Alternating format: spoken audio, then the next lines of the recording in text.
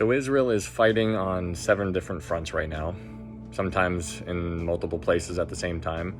They're stretched thin. You also have North Korea threatening to use nuclear weapons against South Korea if attacked. You also have Pakistan and Syria applying to join BRICS, which is interesting because those are Islamic nations primarily, and they are going to be, seems to be enforcing the Islamic coalition that is mentioned in Ezekiel 38 and 39, which I find very fascinating to see the foundation being poured and the relationships being strengthened. All while that is happening, America is in debt at $3 trillion. That's crazy because it just seems like the bottom's going to fall out. It's just like a timed demolition is what we're watching. And while that's happening, you have the whole world is waiting for Israel to respond to Iran. And that's crazy because right now, Israel is pretty much in control of what takes place over there. If Israel does nothing, then there will be peace. But if Israel responds, then Iran will respond. And so the ball is in their court. And so I find that so fascinating because in Zechariah chapter 12, verse 3, it says, "And it shall happen in that day that I will make Jerusalem a very heavy stone for all peoples. All who would heave it away will surely be cut in pieces, though all nations of the earth are gathered against it." It's so fascinating seeing what's happening in our world. It's a lot of bad. It's a lot of, oh my goodness, it's a lot of scary stuff happening. And so I just wanted to kind of touch on some of those things, but at the same time, that's not the purpose of this video. The purpose of this video is not to focus on the bad stuff because there's all kinds of stuff happening. Bam, bam, bam, bam, bam. We can't even keep up with it all anymore. The purpose of this video is to encourage you. And so I went to church today, and my dad, he's a pastor. He spoke on Psalm 37, and I thought it was very appropriate for our time today. So I would like to read that to you and encourage you and to remember or to remind you how to think, because sometimes we lose sight of what's going on in the world and we get so wrapped up in all the wickedness of this world and we forget. So let's read this and let's check it out. In Psalm 37 verse 1, it says, "Do not fret because of evildoers, nor be envious of the workers of iniquity." Now, what I think isn't really important here in this verse is to understand what the word fret means. The word fret means do not be furious. So when we're reading these verses, we're going to see the word fret come up multiple times. And so each time it's basically saying do not be furious. And so that's kind of applicable in our world right now because we are so furious with what's going on. We get to see what's going on over there, and we're like, how come this is happening? How come this is happening? Well, that's kind of the point of reading Psalm 37. So in Psalm 37 verse 1, it says, "Do not be furious because of evildoers, nor be envious of the workers of iniquity, for they shall soon be cut down like the grass and wither as the green herb. Trust in the Lord and do good, and dwell in the land and feed on his faithfulness. Delight yourself also in the Lord, and he shall give you the desires of your heart. Commit your way to the Lord. Trust also in him, and he shall bring it to pass. He shall bring forth your righteousness as the light, and your justice as the noonday. Rest in the Lord and wait patiently for him. Do not fret or be furious. Do not be furious because of him who prospers in his way, because of the man who brings wicked schemes to pass. Cease from anger and forsake wrath. Do not be furious. It only causes harm. For evildoers shall be cut off, but those who wait on the Lord, they shall inherit the earth. For yet a little while, and the wicked shall be no more. Indeed, you will look carefully for his place, but it shall be no more. But the meek shall inherit the earth, and shall delight themselves in the abundance of peace. The wicked plots against the just, and gnashes at him with his teeth. The Lord laughs at him, for he sees that his day is coming. The wicked have drawn the sword and have bent their bow to cast down the poor and needy, to slay those who are of upright conduct. Their sword shall enter their own heart, and their bows shall be broken. A little that a righteous man has is better than the riches of many wicked.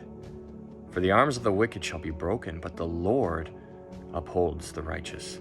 The Lord knows the days of the upright, and their inheritance shall be forever. They shall not be ashamed in the evil time, and in the days of famine they shall be satisfied. But the wicked shall perish, and all the enemies of the Lord, like the splendor of the meadows, shall vanish. Into smoke they shall vanish away. The wicked borrows and does not repay. The righteous shows mercy and gives. For those blessed by him shall inherit the earth, but those cursed by him shall be cut off. The steps of a good man are ordered by the Lord, and he delights in his way. Though he fall, he shall not be utterly cast down, for the Lord upholds him with his hand. I have been young, and now am old, yet I have not seen the righteous forsaken, nor his descendants begging bread. He is ever merciful, and lends, and his descendants are blessed. Depart from evil, and do good, and dwell forevermore. For the Lord loves justice, and does not forsake his saints. They are preserved forever, but the descendants of the wicked shall be cut off. The righteous shall inherit the land and dwell in it forever. The mouth of the righteous speaks wisdom, and his tongue talks of justice. The law of his God is in his heart. None of his steps shall slide. The wicked watches the righteous and seeks to slay him. The Lord will not leave him in his hand, nor condemn him when he is judged. Wait on the Lord and keep his way, and he shall exalt you to inherit the land. When the wicked are cut off, you shall see it. I have seen the wicked in great power and spreading himself like a native green tree. Yet he passed away, and behold, he was no more. Indeed, I sought him, but he could not be found. Mark the blameless man and observe the upright, for the future of that man is peace. But the transgressors shall be destroyed together. The future of the wicked shall be cut off. But the salvation of the righteous is from the Lord. He is their strength in the time of trouble. And the Lord shall help them and deliver them. And he shall deliver them from the wicked and save them because they trust in him. So the moral of this story, in a roundabout way, is to not be furious. Remember, God is in control. When things seem to be getting darker and darker, it's just like it's all part of the plan. This is all meant to happen. And it's really important to remember that. Why? Because when you're just using, for example, Daniel 9, when Jesus rode into town on a donkey in Matthew 21 and Luke 19, you see Jesus was on a specific divine schedule. He showed up when he needed to be there, not a second early, not a second late. When Isaiah had that vision and he stood before the Lord, that was right after King Uzziah died. He passed away. You see that Isaiah was able to see who was sitting on the throne. Even though during Isaiah's time, everything seemed to be crumbling down and everything was getting darker and darker and darker, and it was like, oh my goodness, the sky is falling. Isaiah was reminded very, very quickly that God was on the throne. And that's important for you and I to remember. So the point of Psalm 37 is for encouragement. We are not to be furious with everything. This is going to happen. We can't change it. We think naturally we want to see justice in our time, forgetting that time is very, very short.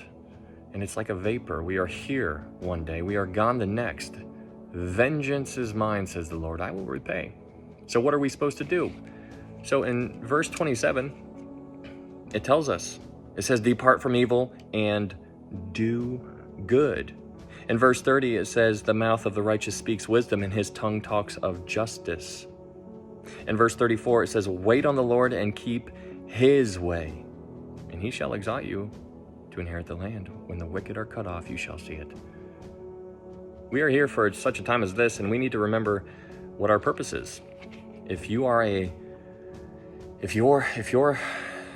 born again, Jesus is Lord. You need to be on the Lord's mission. You're supposed to continue it on. Tell people about Jesus. Try to win somebody if you can. That's what we're here for. That's our role. That's what I can control. That's what I can do. So I hope this helps. It's important to maintain perspective in these dark times, but I want you to remember when it's getting dark out, I want you to remember that it's getting gloriously dark. And that's encouraging. Thanks, guys.